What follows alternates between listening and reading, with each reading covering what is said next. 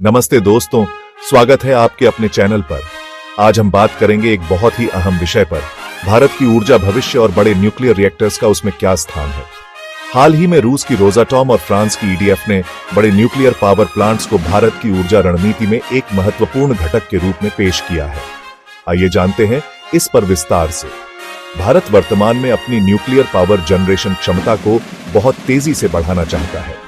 वर्तमान में यह क्षमता लगभग 8 गीगावाट है, जो कुल इंस्टॉल्ड बिजली क्षमता का लगभग 3% है।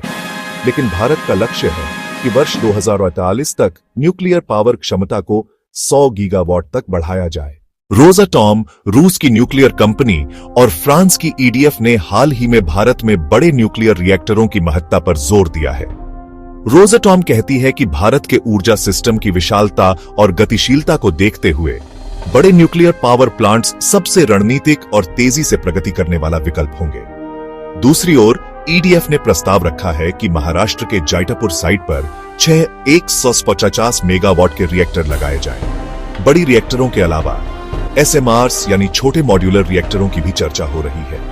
ये छोटे प्लांट उन जगहों के लिए उपयुक्त हो सकते हैं जहां बड़े पावर प्लांट लगाना संभव नहीं हो। ईडीएफ ने कहा है कि एसएमआरस मुख्यतः कैप्टिव पावर प्लांट्स के लिए काम आएंगे, जैसे डेटा सेंटर्स आदि, जहां बिजली की आवश्यकताएं थोड़ी सीमित होती हैं। बड़ी रिएक्टर स्थापित करने में कई तरह की चुनौतियां होती हैं। न्यूक्लियर प्लांट के लिए सही साइट चुनना मुश्किल हो सकता है। जमीन, सेफ्टी, पर्यावरणीय प्रभाव आदि को ध्यान में लेना होता है।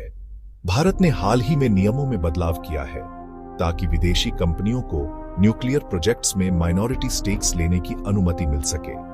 इससे निवेश को बढ़ावा मिल सकता है। साथ ही बड़े न्यूक्लियर प्रोजेक्ट्स में निर्माण समय अधिक लगता है, लागत ज्यादा होती है और सेफ्टी मानक ऊंचे होते हैं। लेकिन इसके साथ ही अवसर भी बहुत है।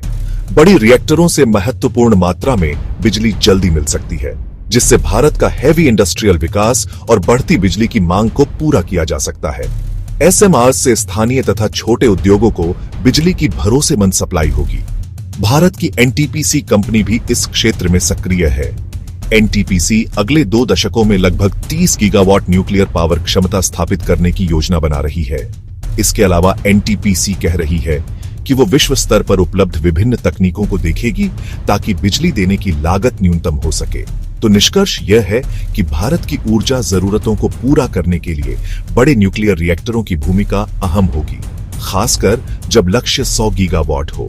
एसएमआरस भी छोटे और मध्यम स्तर के उपयोगों के लिए जरूरी है, लेकिन बड़े रिएक्टर तेजी से बदलाव लेकर आ सकते हैं। अगर ये योजनाएं सफल हों, तो भारत बिजली की बढ़ती मांग, ऊर्जा सुरक्षा और पर्यावरण संधारण तीनों में सुधार कर सकता है। दोस्तों, आज की वीडियो में बस इतना ही। अगर आप चाहते हैं कि मैं इस विषय पर और गहराई से जांच करूं, जैसे कि लागत, खतरे, वैकल्पिक ऊर्जा स्रोतों से तुलना आदि, तो नीचे कमेंट करें। वीडियो पसंद आए तो लाइक और शेयर करना न भूलें, और ऐसे ही अपडेट्स के लिए चैनल को सब्सक्राइब करें। धन्यवाद। फिर मिलेंगे एक नए विषय के साथ।